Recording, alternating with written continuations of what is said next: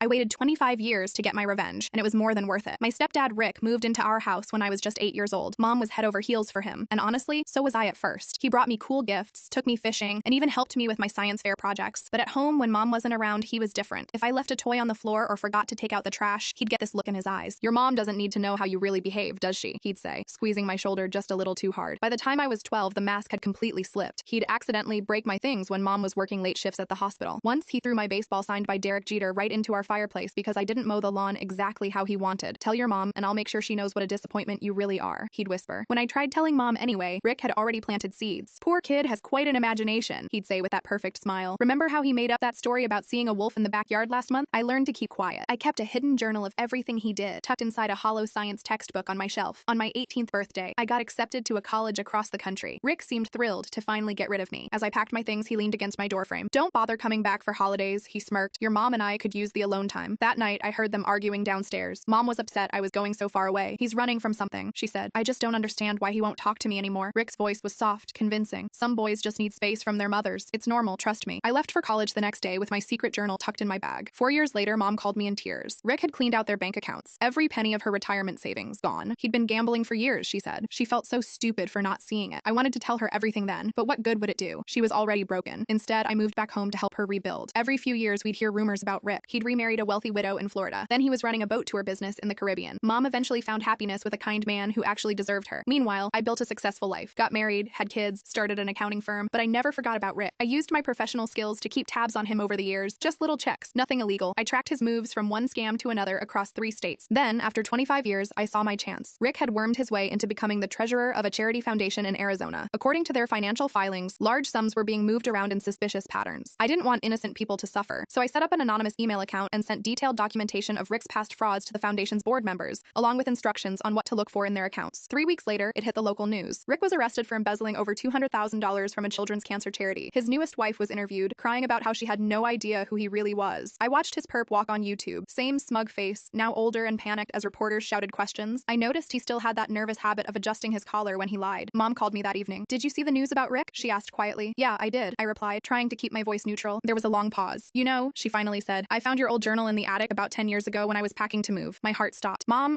No," she interrupted. "I should have known. I should have protected you." Her voice cracked. "Did you have anything to do with this?" I thought about lying, but we'd had enough secrets. "I just made sure the right people saw who he really was." She was quiet for a moment. "Good," she finally whispered. "I'm going to sleep better tonight than I have in 30 years. I hung up and opened a bottle of wine I'd been saving for a special occasion. As I poured a glass, my oldest son came into the kitchen and asked why I was smiling. "Just thinking about an old science project that finally worked out," I told him. "The results were definitely worth the wait."